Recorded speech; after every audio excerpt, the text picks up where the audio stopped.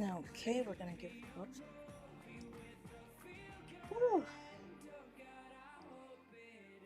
I like this song.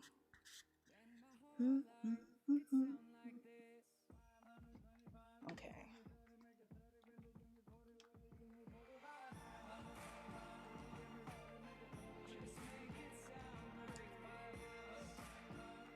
Turn this on.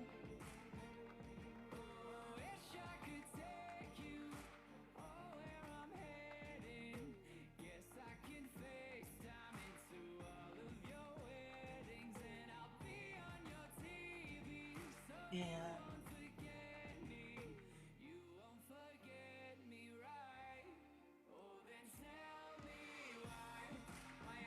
no frames. Don't want to drop frames.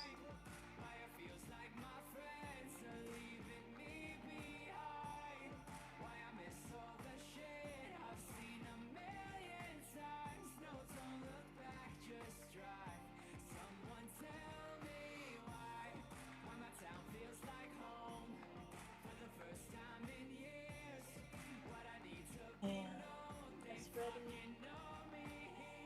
And just like that, kind of quietly did it.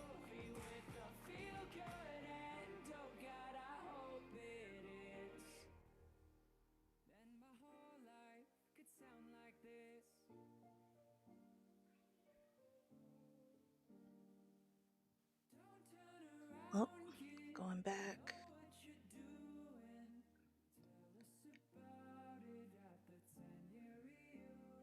And say hello to a refresh TikToks. Okay.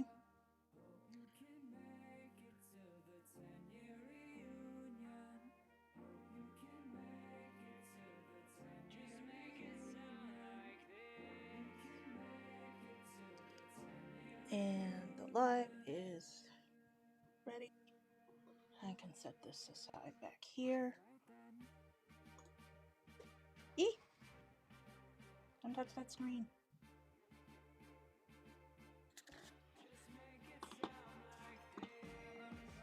Okay, I don't want any of this open.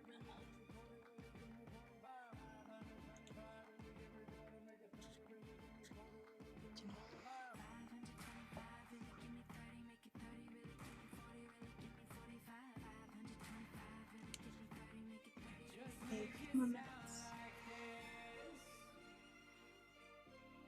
Ah!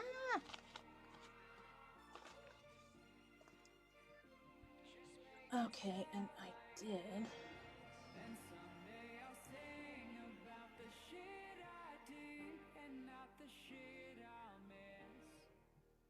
Oops. No, go back, go back, go back, go back.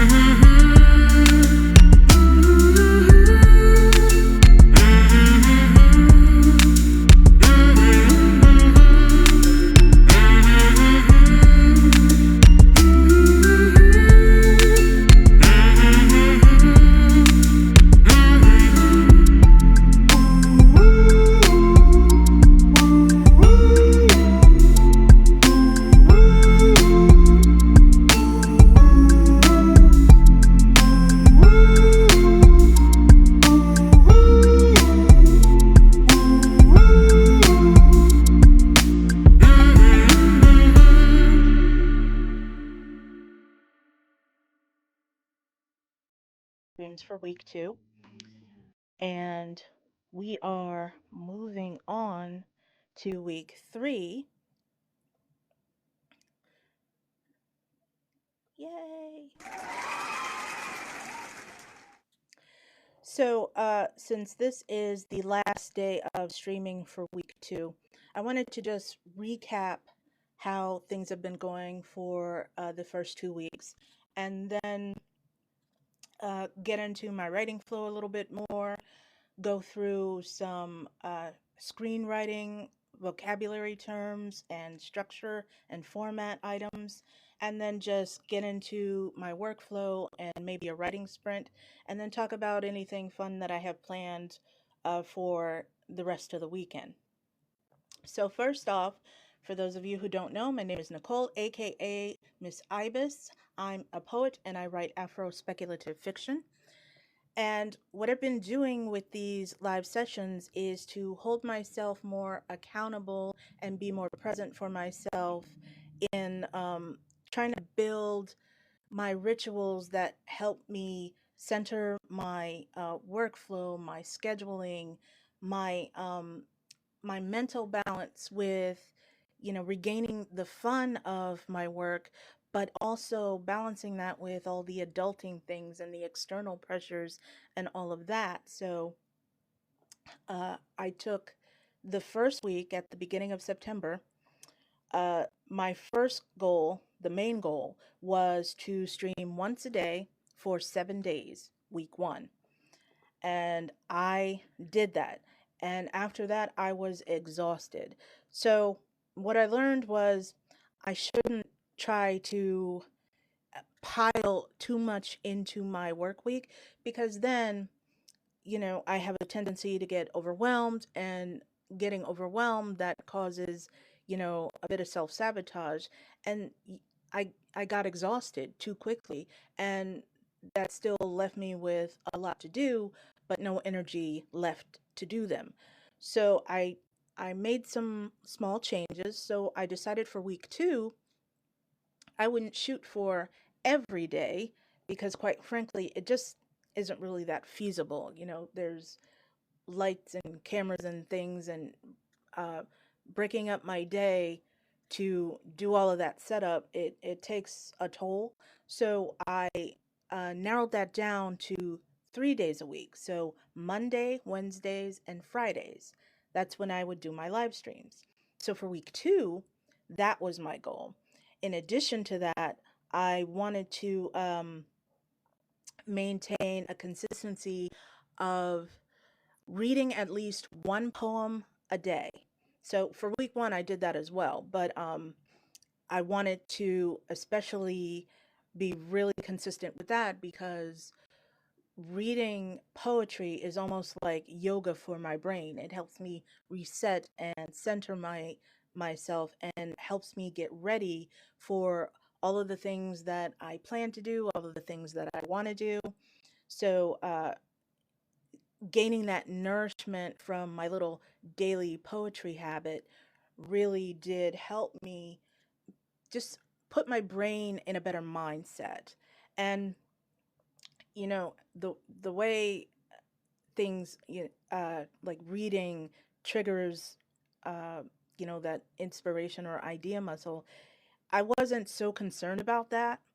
It was just getting into that habit, and just focusing on poetry for, if I could do one poem or maybe 15 minutes, it depends. So I would do that. But the main focus was to get that nourishment in there. And I accomplished that. So I've done that every day for the past 2 weeks now. And I do, and it feels a little bit better. And one of the other things that I'll touch on later is my background is more poetry centered. So when I first started to attempt to get published, and when I first started publishing, I went to poetry. I was publishing my poetry first. So even though I had always written fiction and stories and all that ever since I was a child, I had kind of lost that familiarity because I was focused so much into my poetry. And then later on, some of the drafts that I would work on, they would morph and expand, and um, they would become something more than this compact free verse on a page. So then I inched out into more fiction writing, and then I was doing volunteer work with, I was a literacy tutor for ESL adult students. And I was still writing, but my time wasn't as plentiful as it was. And, doing tutoring really took up a lot of my energy. And then COVID hit. So, all of the things that I had built up, like being able to perform my work in public and standing in front of a full class of people and not getting stage fright. I kind of lost that once we had that first lockdown because I didn't have that access anymore. And that muscle wasn't being worked, and it shrank and uh was driven like to the back of my mind. And when I tried to get back into it, I found that I was stuck. It wasn't for a lack of ideas, it was just there were external things, and, just my whole mental state wasn't there. So instead, in order to prevent this estrangement from language and storytelling, I was like, fine, I can't work on my own right now. I'll do something else. I'll edit other people's work. And I increased my reading load. I enjoyed that's when I really started to get more into audiobooks, because before it was just a physical copy for me, but I would get more into audiobooks and radio plays and podcasting. And then there were all of these virtual courses that I joined, and doing uh, editorial work for manuscripts. One of the things that happened was I started working on my own stories again. And one of my old poems had changed into something more visual, and it felt like it could be its own show or a movie. And I was like, yeah, I need to turn this into a screenplay. And the problem was, I had no idea how to write a screenplay. I didn't know the format. I didn't know the vocabulary terms. I didn't know anything about that. So, luckily for me, I had my library card, and that was my first point of access. I went to the library and found there are tons of books on structure and formatting a screenplay. There's Save the Cat. There's the sequence method. There's different types of material that's available to you in book form if you are just starting out and you want to learn more about writing screenplays yourself, either for television or movies, because um, the act structure is slightly different depending on whether you're writing for a feature film or a series or an animated film or even a game. So there are all of these really nuanced and structured things that I was learning, and also writing my own screenplays and pilots. And then I was a screener for the Nashville International Film Festival and the Cleveland International Film Festival. So I got to read more scripts and watch these independent filmmakers and documentarians and score them. And it was just a really good, enriching learning experience for me. And again, and I found there were online resources to find movie scripts and other screenplays of my favorite movies and shows in order to learn even more. For instance, Misha Green, who wrote Lovecraft Country, she was kind enough to put her scripts up on it's misha-green.com, I believe. And she was good enough to post all of her scripts for the Lovecraft episodes on there to help people study and learn because that's how she developed her craft herself by reading screenplays.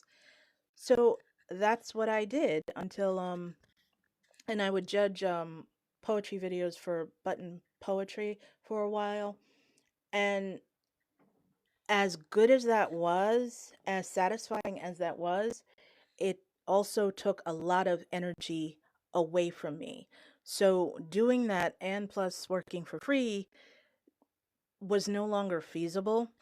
So I backed away from that and went back to doing editorial services, but this time I expanded into helping other screenwriters. Um, I usually would do coverage reports and uh, give them editorial notes on their screenplays for them. And I was able to even stretch outside of my genre. As I said, I write poetry and Afro speculative fiction stories, and I lean more towards horror. I am not a rom com person at all. And I will watch comedies, but they're not my go to. I watch anime, but it's like yeah, send me something with a monster in it. Anything with a monster in it. That's what I like. And sci-fi horror, like Alien. So I was working on one individual screenplay, and he, of course, he wrote a rom com. And I wasn't exactly sure if I could do it at first, but then, once you separate your preference from the actual piece in front of you, you're able to, or I was able to, break it down into its technical aspects and determine what worked, where his characters went, and help him flesh out his protagonist's character arc because he even admitted he didn't really know where this character was going to end up. He hadn't really thought it out that far. So that was something that we worked on because one of the things I learned when you're storytelling, it's not just knowing where your characters begin. You have to understand where that character ends up. So, and if you don't, you don't you have a much harder time, tying your story elements together and making it something cohesive and that's well paced and fleshed out and something that your audience will pay attention to. Hi, thank you for joining me. For those of you who don't know, my name is Nicole, aka Miss Ibis, and I am a poet and Afro speculative writer. And today is the last streaming day for week 2 of Reclaiming My Writing Rituals. And I was just recapping week 1 and the levels of consistency that I wanted to try to regain and reacquaint myself with. So, one of them was reading poetry uh, every morning. Typically, that's when I would read it every morning to reset my brain and get um even my whole body, just get my whole body into a state of relaxation where, I'm not so concerned about that element of perfection with what I'm working on. And that was another thing of me trying to exercise for these last 2 weeks. It's that level of, or that, that little demon in your ear that says this draft has to be perfect, this scene has to be perfect, or this stanza has to be perfect. No, I have, and I'm not quite all the way there yet, but I'm getting better at just not um, concerning myself so much with this absolutely phenomenal, pristine IP. It doesn't have to be this singular, one and done type thing. I can play around with language. I can experiment. I can make mistakes and be okay with that.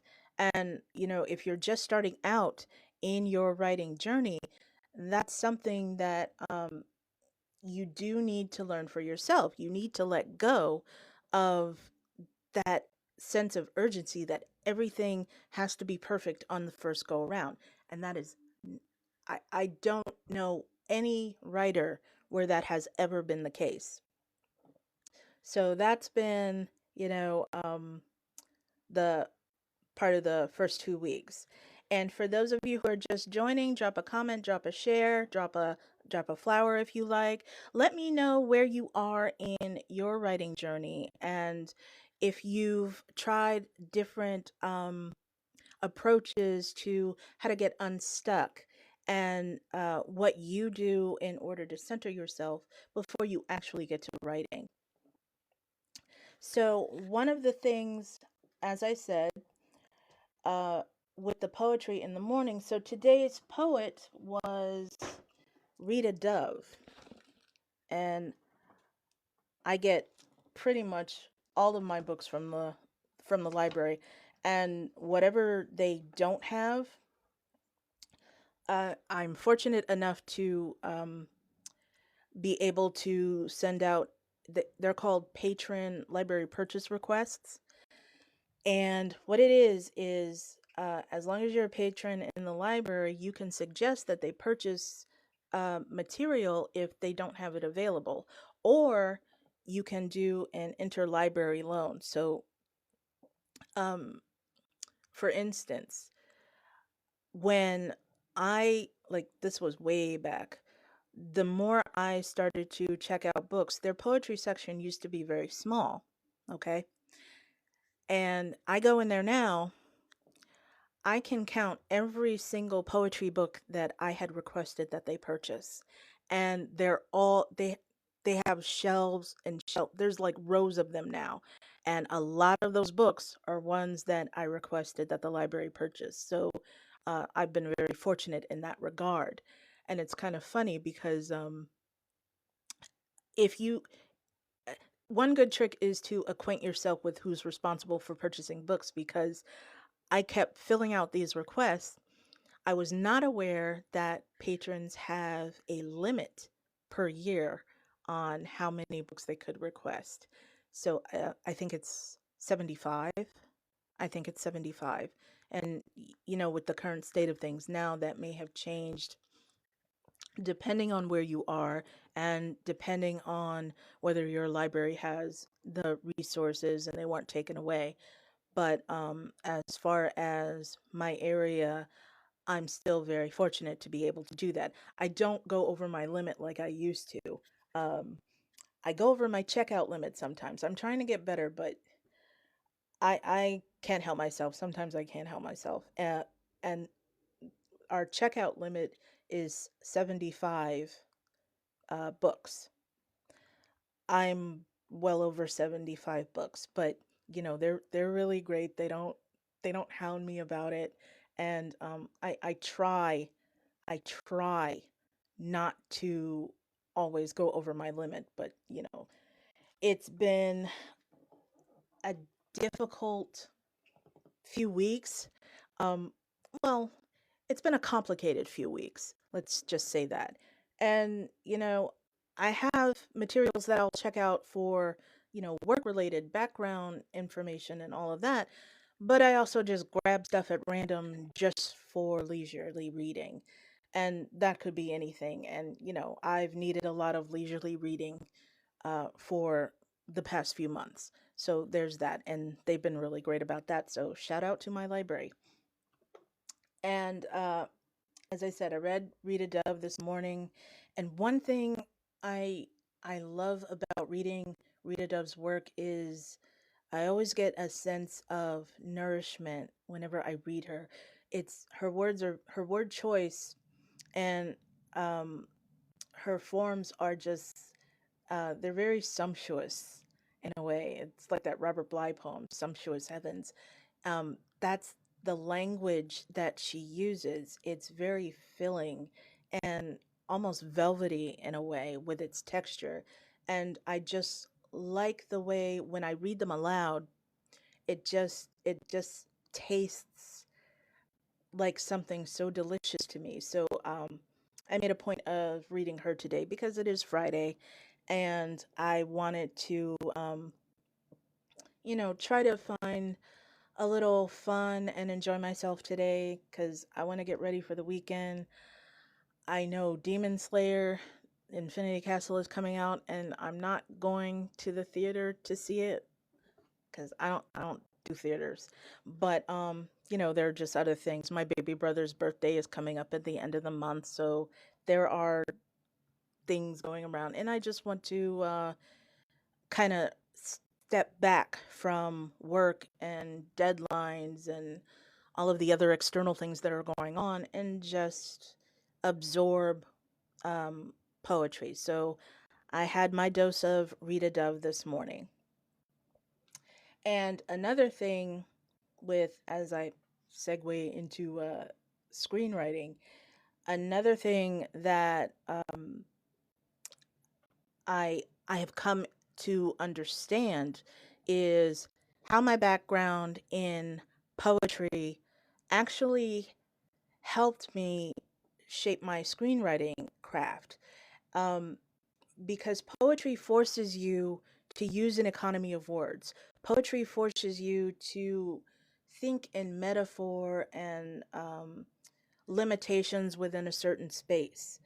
So doing that for screenwriting because you have to be concise. You have to know how to structure an action scene without oversaturating it with too much information or just doing too much exposition and info dumping on in your story. And also, it has to do with pinpointing that necessary bit of dialogue. So you could have a scene where, you have a bit of dialogue between these two characters, but if you're reading it aloud, it seems a little extra. It seems unnecessary. So you would recognize that, okay, it's not so much that they need to speak. I can accomplish greater impact by removing the dialogue and just being more precise with the action sequence within the scene. So you can reveal a great deal about a character or a plot line, and you don't need dialogue at all. You are relying on how that character or characters move through the scene, how they interact with one another. Hi, thank you all for joining me. For those of you who are just coming in, my name is Nicole, aka Miss Ibis, and I'm a poet and Afro speculative fiction writer. And I'm talking about reclaiming writing rituals and gaining a sense of consistency and accountability with my workflows. And today, uh, what's culminated in like thinking about how my poetry background has shaped my storytelling and script writing craft. And again, it's like these elements of your screenplay come into a sharper focus. So poetry can help you, and I'm not saying you have to be a master poet, but there are some forms of uh, poetry like the haiku. It's a small form. It's got a very it's got a strict structure and syllabic limit on the three lines. So you have three lines of poetry. The first line and the third line can only be five syllables, and the second line can only be seven syllables. And if you want to have a greater sampling, you can try reading Richard Wright's haiku collection. And I also got this from my library. But it just gives you an understanding of what the form is. And, you have to squeeze in really vivid imagery, a theme, or something. You're basically telling a story in three lines. And that's what a haiku shapes your mind to do. You can, trim that excess with practice. And I'm not saying you have to be a master at it, but understanding the form and how it's constructed can help you build that muscle, okay? That creative muscle. in order to, when you're going through things and reading aloud your draft, you can pinpoint much more faster what needs to go. You know, you can do that. You can determine what needs to go, and your word choice will be more mindful, okay?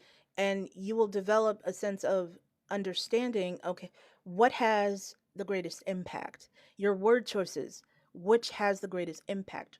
What ties into your theme? Does this sequence tie into your theme? Does this plot line tie into your theme? How is this character behaving? Do they need all of these lines of dialogue? And do those do those bits of dialogue reveal anything about the character? So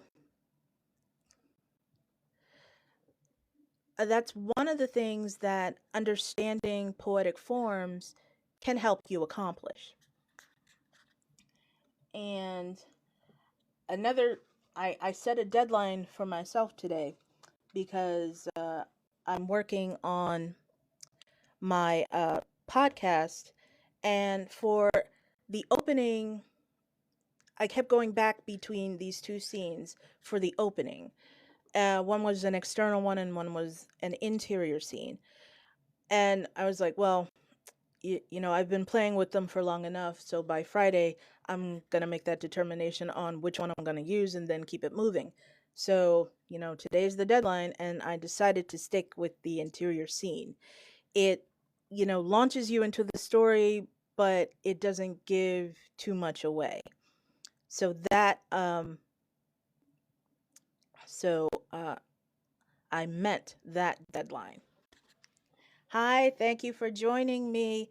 Let me know in the chat where you are in your own writing journey, and if you have any questions about using poetic forms to help you strengthen your writing craft, especially if, I mean, it's not necessarily for screenwriters, it's writing in general, but learning poetic forms can help you determine if you want to use more in-depth language and have that command of language, because the greater command you have of language, the better you are able to communicate whatever story you're trying to tell. So understanding, there's the haiku form, there's sonnets. Um, for that, I'll read a lot of Lucille Clifton because, and Shakespeare, of course. I have from the library. I have the Book of Shakespeare sonnets, but also Lucille Clifton. These forms like haiku, sonnets, villanelles, uh, centos, and erasures, or aka found poetry, all of these things, they have a particular structure and a nature to them. And once you understand how they are formulated, when you transition over to, say, fiction writing or screenwriting, aspects of that become much sharper for you. And for instance, when I transitioned into screenwriting, it wasn't such a culture shock for me because you do have to be concise and precise and keep your scenes tight, and get rid of unnecessary things, all the things that weigh down your story and slow it down.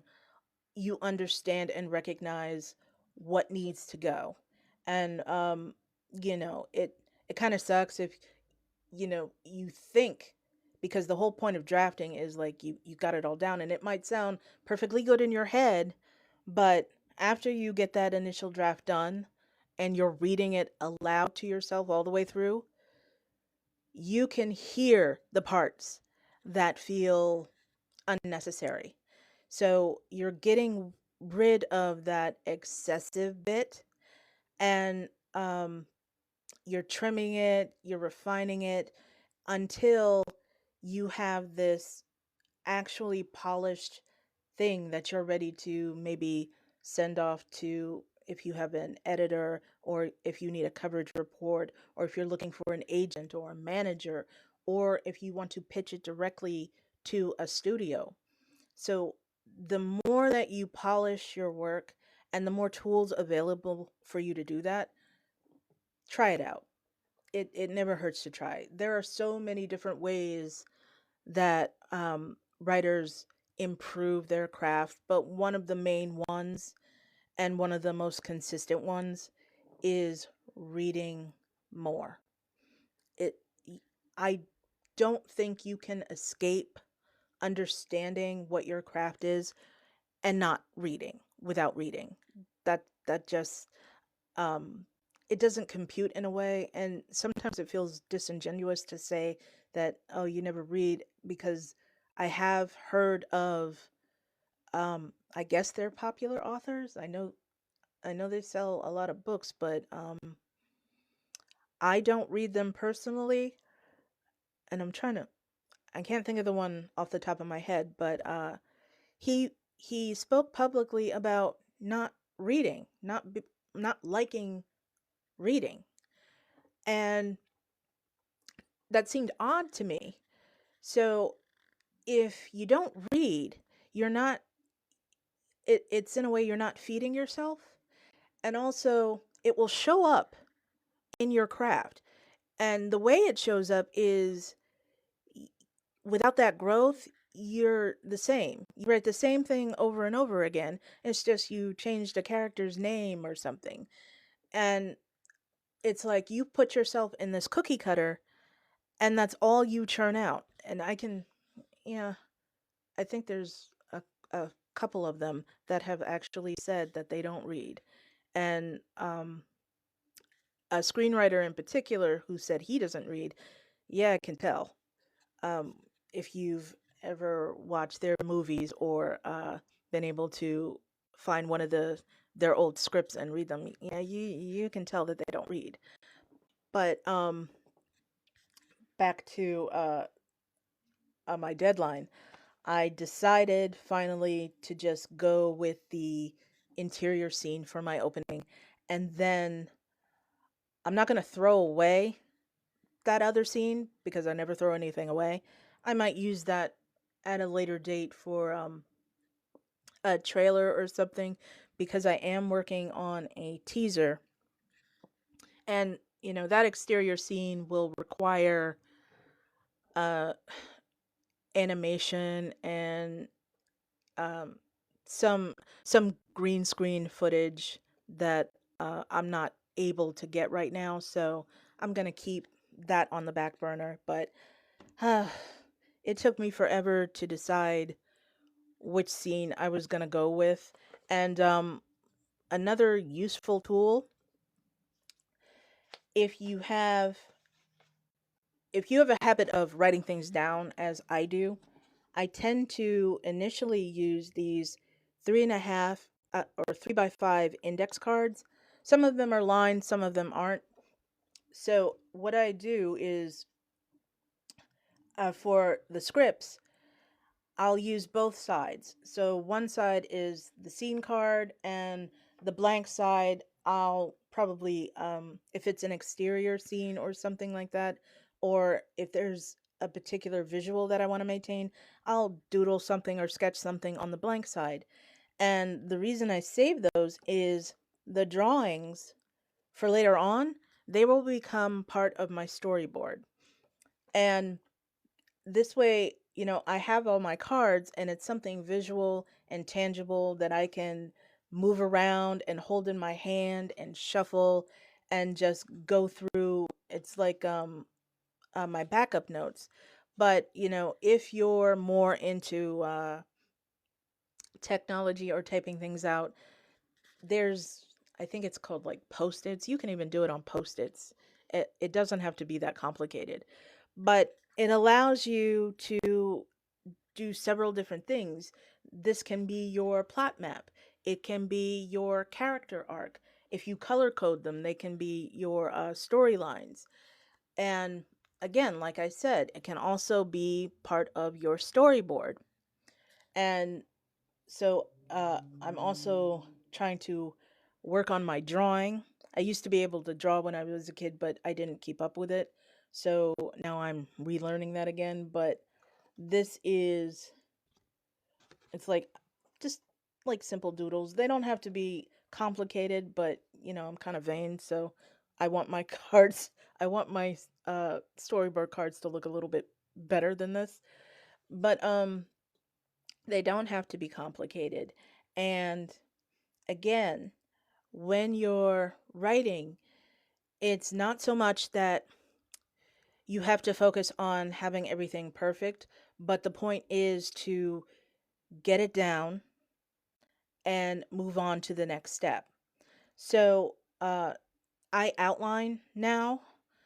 I used to just be, I think it's called a pantser, when I was first starting out, and I would just write the poem because the way it would come to my brain, everything would come to me at once, title, theme, everything, and I was just jotting it down. No drafting so much or anything like that.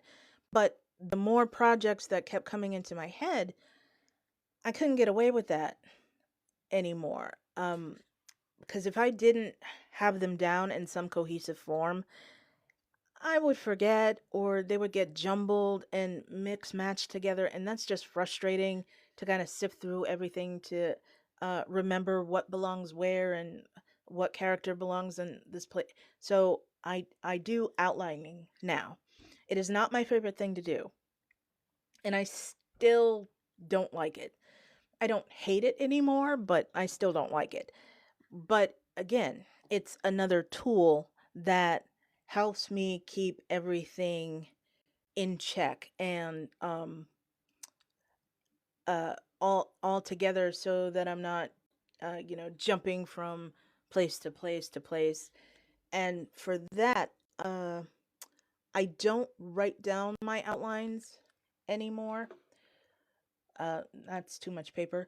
I'll use Notion databases for my projects. So I'll do my rough outline in Notion, and it also helps me uh, eventually when I do story Bibles. All of that information is like my backup in case the writing software I lose it in there for some reason or whatever. I'll have it in my Notion database, and I'll keep my outlines and notes, my character profiles, uh, background videos, images. Right now I'm going through a lot of archives for images and searching for any archival footage that I can use for audiovisual for the podcast in particular. But anything like that, I'll try to set that up. But it helps me, put it in a place that I'm more comfortable with than leaving it in like Google Docs. I don't use Google Docs anymore. I don't use Word or Overdrive or Microsoft anymore because I I just don't like leaving them there. So I'll stick to, I have Notion, and the writing software I use currently is Motif. But I've been hearing some good things about Scrivener, so I might migrate over there once my subscription is done with Motif, but we'll see. For now, it's serving its purpose, but I do have that that extra safety net in case something happens and I lose all of my files in Motif, so I'll still have them in Notion. Hi, how are you? Thank you for joining me. If any of this is helpful to you, drop a like, drop a comment, drop a flower, share it with anybody who might find it useful. Ask any questions that you have about the chat, about in the chat on where you are in your writing journey and what you look forward to doing this weekend. Let me know because it is Friday, and Fridays are typically more hectic for me than they should be, but I don't really mind that because it seems like I have the most energy on Fridays. um, when I started doing this, I had the first day was on a Sunday. I started on, I think it was August 31st. Was that a Sunday? I think that was. I started on a Sunday, and my Sundays are, first of all, they end too quickly. And my Sundays are supposed to be my reset days, my quiet days, and I fell off the wagon with that too. And so I started that Sunday on the 31st of August, and then, it was my first stream, no big technical issues or anything like that. I was nervous, but I did it and I moved on. Monday comes along, it's the second day, first week, second day, and it's like everything was shot to hell. Monday was awful. Monday, I couldn't get a camera to work. I couldn't get the screen up. Uh, Something or other kept glitching. The lighting wasn't right. It was just, and my head just wasn't in it. I was tired and cranky and anxious and just um a bit overwhelmed. So Monday, the very second day, was not smooth, was not pretty, and I couldn't wait for it to be over. But again, I got through it. And then after that, it was like Tuesday was okay, but anything was a much greater improvement than that first Monday, which was day two. And it's been fine ever since.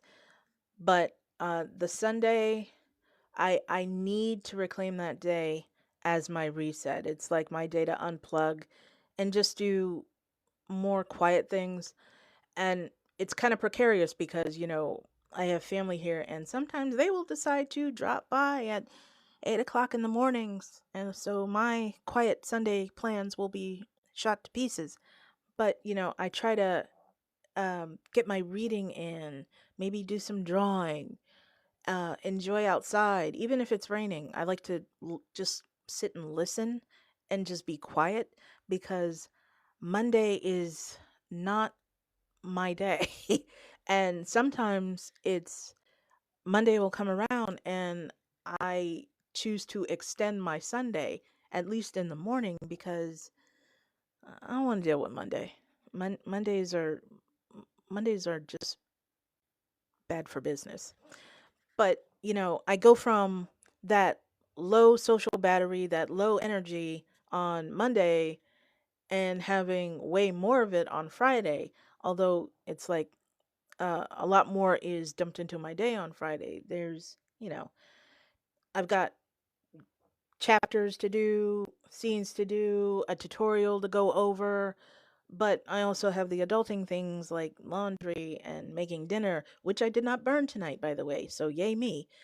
Um, those ordinary mundane things, and then, trying to stay within my mindset. And, I try to contact my ESL student on Fridays. So it's like it's the busiest day, but I'm more awake today than I am typically for the rest of the week. And so going forward, I think it's like once I get the work part done, and I'll have this cutoff period where, I'll unwind with something. I'll do some no money fun. I'll play a game or something. I just stumbled onto Fortnite. Now I've seen it before. I've seen other people play it, but I've never played it myself, and I just got into it. I don't know what the heck I'm doing, to be honest. But, I have a little Lego character that looks cute, and I just have to I'm in the Discord and I'm going through the instructions and everything, and there's some launch party that's going on, so um I'm going to try to do that. But there's also a movie. It's a horror short film, and I received an invitation to review it. And I haven't done reviews in a very long time, but I think I'm interested in doing this one because again, it's horror, and I love horror. I especially like folk horror or space horror. Like space horror is like something like Alien, the first one, not any of that other stuff, but the first movie with Sigourney Weaver. That's that's the epitome of space horror. Or folk horror, or something like Sinners is one of my absolute favorite movies now. I'm gonna Once I get that Blu-ray back from the library, I'm gonna watch it again. But that's on my Halloween list to watch. But there's a folk horror movie called The Witch. I think that came out in 2015, and I forget the actors' names, but two of them I think were in Game of Thrones, and then the lead girl, she was young at the time. I think she's older now. She was in Queen's Gambit, but I can't remember her name. Uh, that's another good film, and that's um, it blends historical elements and folklore, which I also love doing because I I I like the aspect of blending genres. So with speculative fiction, it's like I can play around with different forms like futurism and horror and folklore and history and combine all of those elements, which is pretty exciting because it gives you this whole breadth of um, theme and story, and you can play around and have fun with it. So I like that aspect of speculative storytelling. And for instance, right now, the first episode of the podcast, it blends history, actual historical events, and but also folklore, horror, and a little bit of sci-fi. So it's like I'm the kid in the candy store because there's all of these little different elements that I can pick and choose from.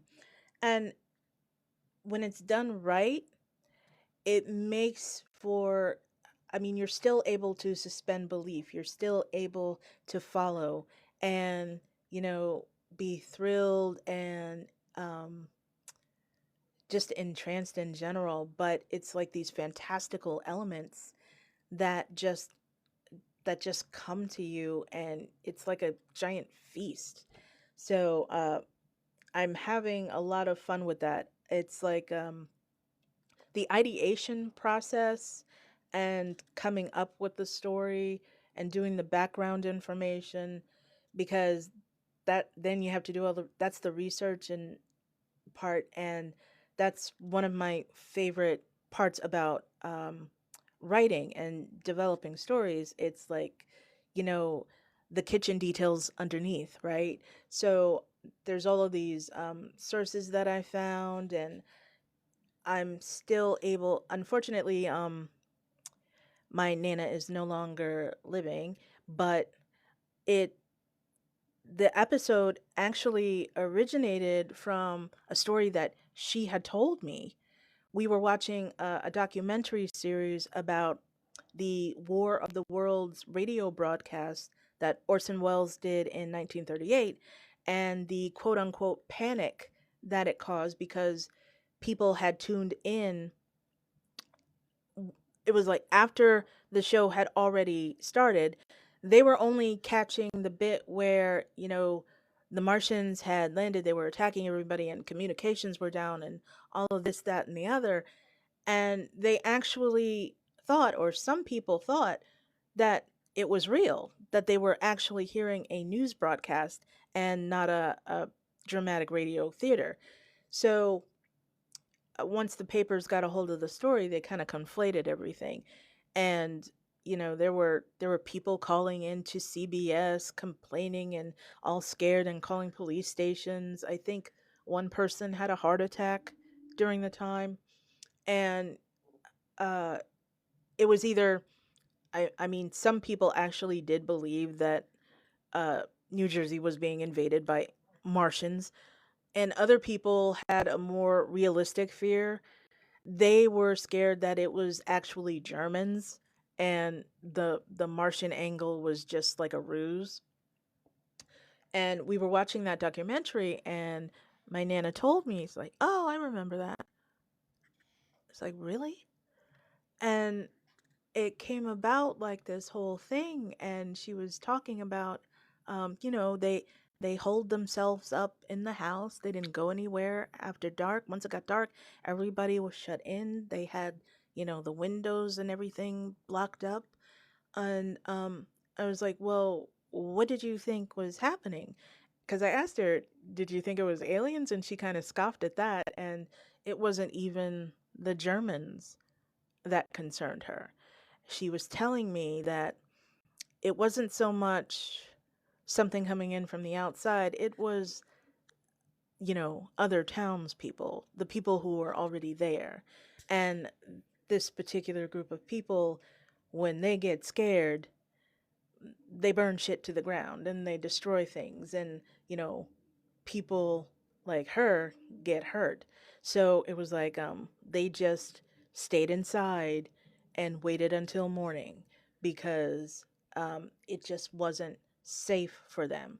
Because any amount of suspicion, especially during that time, because, you know, you did have, it was like the preamble to World War II and all of the news about the invasions and um, the Lusitania, like years back, the Hindenburg disaster, and the Lindbergh kidnapping, and fear of communism, and all of these things, all of this paranoia, and just worry about, uh, you know, who's to be trusted, who's a real patriot, who's a real ally, and all of that would always seem to translate into, you know, I think you're doing something suspicious, I'm going to burn your house down, or take your farm away from you, or do something destructive to your community because we're scared over here. And that's what she was explaining to me. And it just, everything kind of fell into place after that. So the first, the first story is dedicated to her because she was the main inspiration for it. And let's see. Hello, everybody. Thank you for those who are just joining. My name is Nicole, aka Miss Ibis, and I am a poet and Afro speculative fiction writer. And this marks the last day of week 2 for my live streaming. And I started as a way to regain my writing rituals and a sense of consistency and accountability with my workflows and my approach to my work and my overall, mental state and well-being. And so I've been um trying ways to show up for myself because not everything that I used to do I'm able to do now. It's either not feasible or for whatever other reason. But my main goal is to show up in ways that I am able for a consistent amount of time and keep going at that until that becomes a natural habit for me. So, again, this marks the last day of week 2 where I was doing a live stream consistently. And so, Mondays, Wednesdays, and Fridays now for week 2. I started out every day for week 1, and that was too tiring. So, I cut that back to 3 times a week. And that schedule works out a lot better for me. So I'm not interrupting my workflow and my scheduling so much to set everything up for doing a live stream. But today is Friday, and it's the end of week 2, and I'm planning and looking forward to what's in store for week 3. And I was going over things that I came to learn and all the lessons learned from, my previous attempts at staying consistent, and when I first started this venture. And one of the things is, for week 3, to maintain my streaming schedule and also put more focus on easing up the workload and not overwhelming myself with too much. I'll have a list for the week, and I need to break that down into something more manageable so that, per day, even though I'm not streaming, there's still a lot to do. And it, there's only so many hours in a day, and I'm still not quite at the point where I have that perfect balance yet, because even today I forgot to have breakfast because I was taking some notes on. I have to return a book soon, and I wanted to finish up with my notes. So I forgot breakfast, but it's like trying to show up in my ways aside from the writing, So feeding myself on time when I'm hungry. That's one thing I need to work on for week 3. And, handling that balance between all the adulting stuff and the chores and the errands with work, because I don't want to do laundry. I don't want to clean anything, but they need to be done. The mess is only going to get bigger. So I for week 3, I want to focus on balancing my work and, you know, outside life better for week 3, in addition to remaining on that schedule of streaming on Mondays, Wednesdays, and Fridays. And also for week 3, since I decided on which scene I was going to go with for the opening scene of the first episode for the podcast, now that I have determined that it's going to be the interior scene after all, I was kind of leaning that way anyway, for logistical purposes mainly, but um, I think it fits better. So now I will tweak my plot map here and kind of rework how I want that initial opening scene to go. And, there's, again, reading the poetry every morning, at least one poem every morning. And there's also, have to balance. I'm doing these tutorials because I have to learn how to uh, improve drawing. So I'm taking this little virtual drawing class with my library card. If you have a library card, you can take free courses through Udemy. So they have a bunch of uh, things like computer programming, or they have a few language courses, but you're better off just using your card for Mango because they have a much more extensive inventory. But Udemy, you can take computer programming courses like Python or C Sharp or whatever, or they have animation classes. I'm taking a basic drawing class right now, and but I'm able to go into there with my library card. And there's a lot of different things that you can do if you have a library card, and if you're able to access it. um you might consider trying out any of the Udemy courses. They do have a creative writing course, but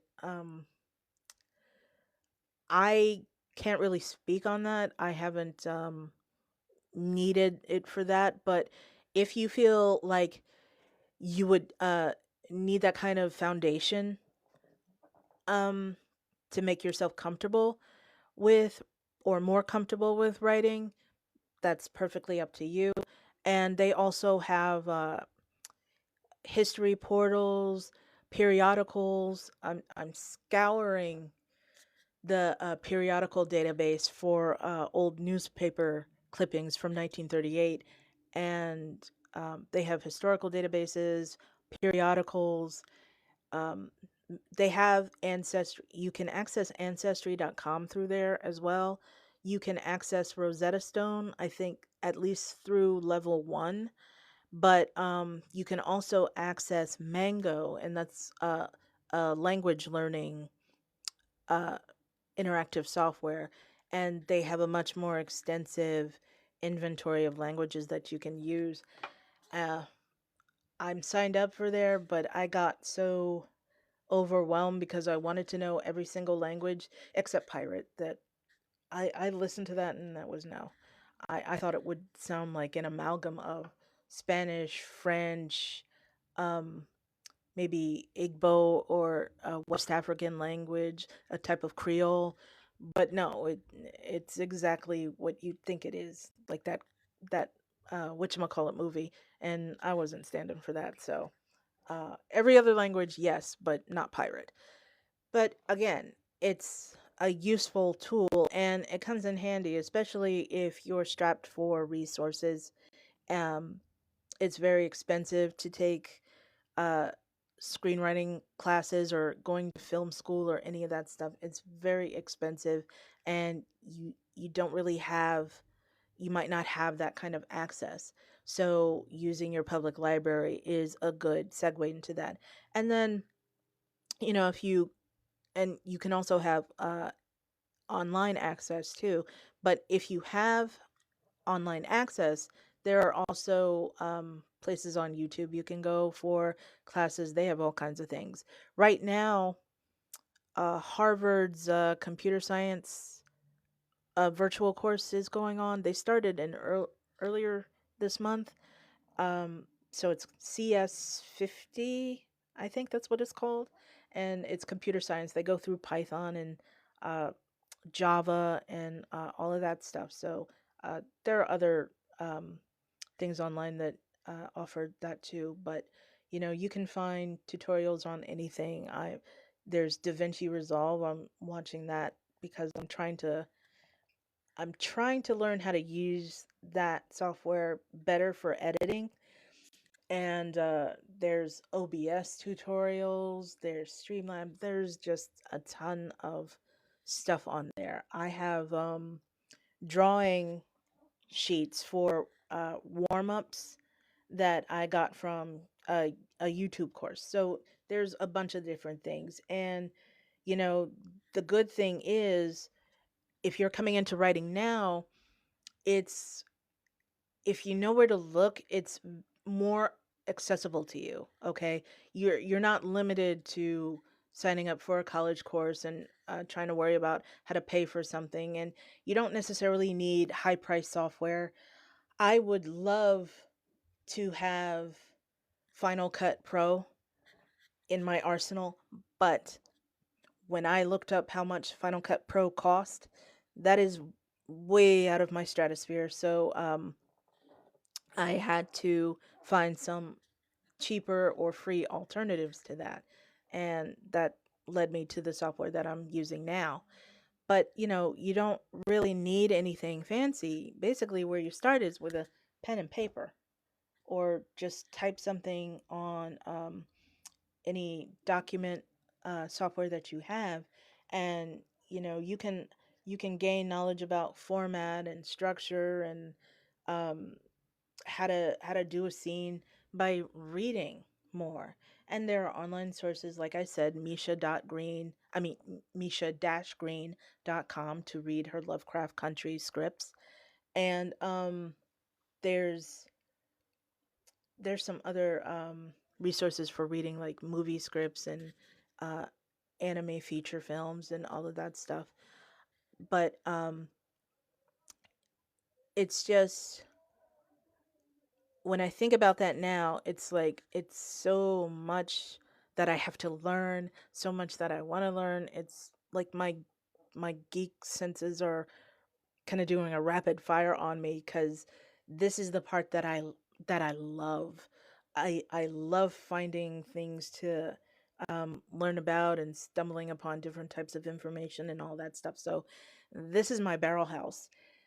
But uh, at the same time, there has to be a cutoff point, you know, because there's only so much research and background information you can do.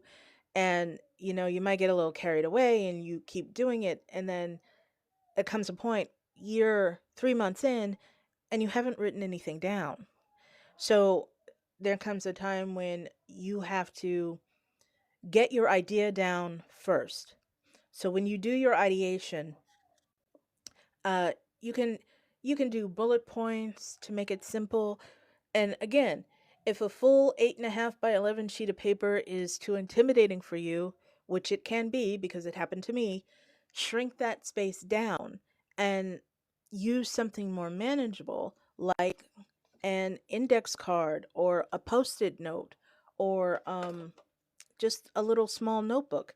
Anything to help you focus not so much on that wider blank space and just just get through that initial panic of trying to fill an empty page with everything and worrying about if it's perfect or not.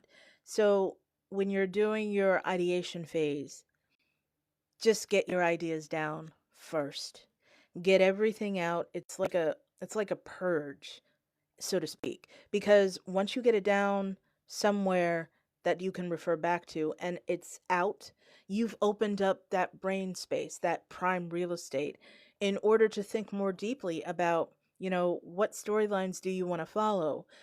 Um, how do you want to develop your characters? What types of characters are you thinking about? Do you have a particular person in mind? You can do mood boards. You can do, you know, Pinterest is a big thing when doing mood boards or storyboards or anything like that, or just reference images and all of that stuff. All of that goes into your ideation. And then once you have that down, you can refine it as you go along. You'll get your outline, you'll have the points that you want to make and how they tie in to your overarching theme. And it becomes much more cohesive for you. And as I said, you know, with studying poetic forms, you're able to determine after all of that is done and you have a full rough draft in front of you, after you have that full rough draft in front of you, and as you're reading it aloud to yourself, having that foundation, that poetic foundation, you're able to pinpoint, okay, where are the areas that need refinement? What needs to be cut? Does this dialogue serve the scene, or does it flesh out this character or just weigh them down? And is dialogue necessary in the scene to begin with? How does the character move through the story? What does the character want? Especially what does the character want? And where do they end up? It's like they have a desire and there are things that are set in motion as they try to achieve a goal or gain something. Where do they end up?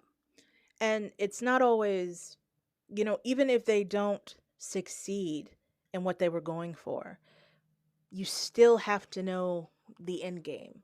You still have to know where your story is concluded. And especially if you're, even if you're writing a series,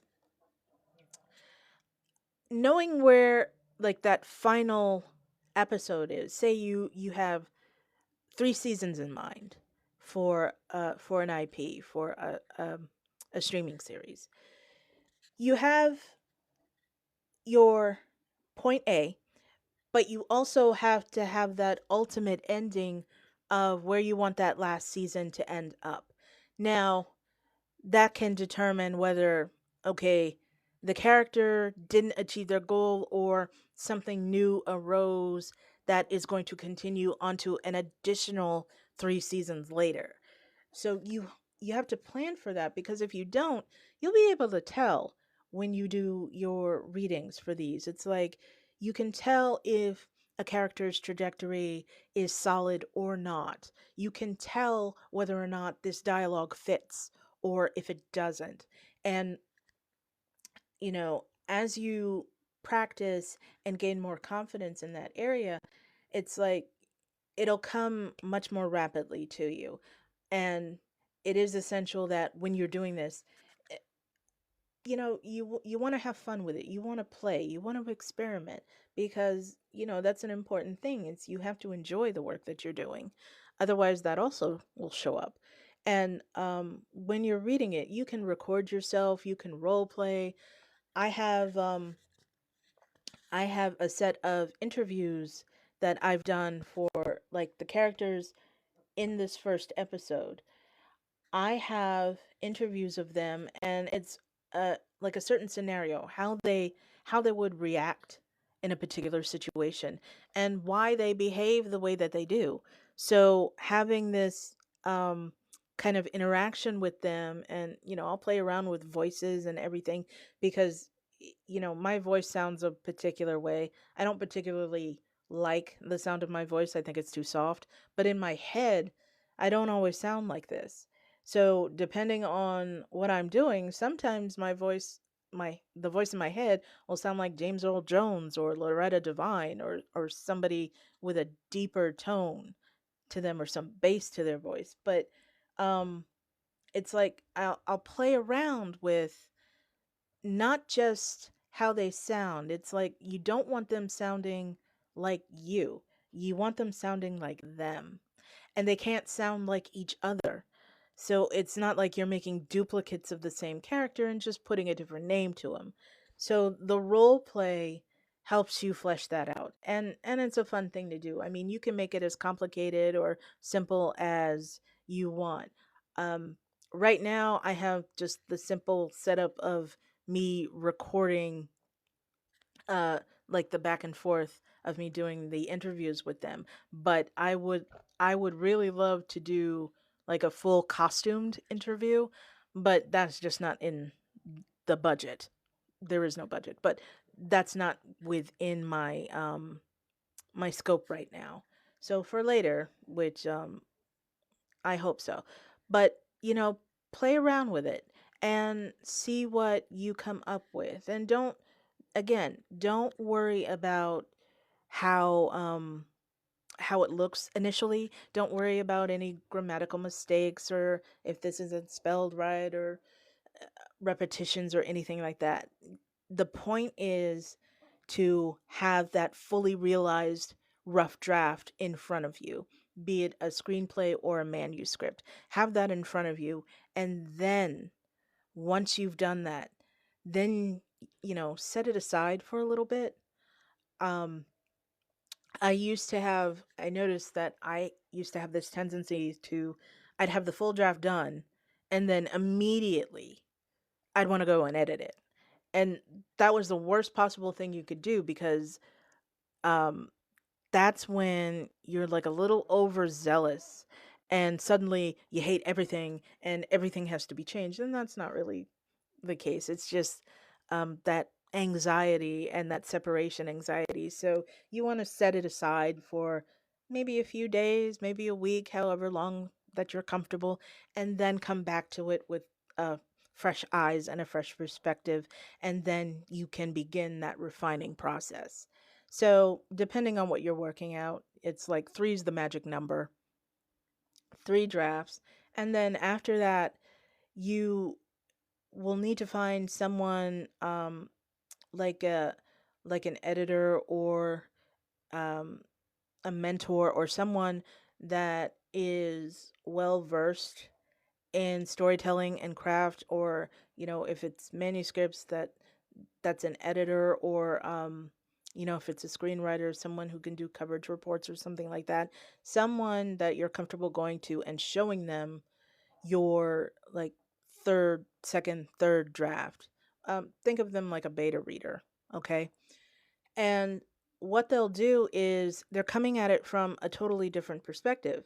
So the theme might be obvious to you, but having someone who's completely unattached from the work, and if they grasp that overarching theme, if they grasp where this character is and how this character has changed over the course of the story, as long as if they can, pull those certain things from your work, then you know that okay, you're on the right track here. And you can have that critical feedback on, what worked and what kind of slowed down your pace a bit. Where did you have too much exposition, or did you need more exposition? So things like that, um, someone outside of yourself might be able to catch that when you yourself haven't. Because again, this is your baby and you're close to it. So hopefully you have that objective eye enough to get those three drafts done, but then hand it off to someone trustworthy and just see, what's clicking, what isn't, and, go back and forth with why. And that's really how you build your craft even more. That's how you gain confidence with every subsequent project that you put out. And that's pretty much it for tonight. So thank you guys for joining me. I hope this was informative. If you have any questions, leave them in the chat. Let me know about where you started in your writing journey, if you were working on anything in particular, and if you're interested more in learning about poetic forms that can help you bolster your own writing. Let me know in the chat, drop a heart, drop a comment, drop a flower, and I hope this helps. So I'm about to log off here because I still have, I want to play with these scene cards a bit more.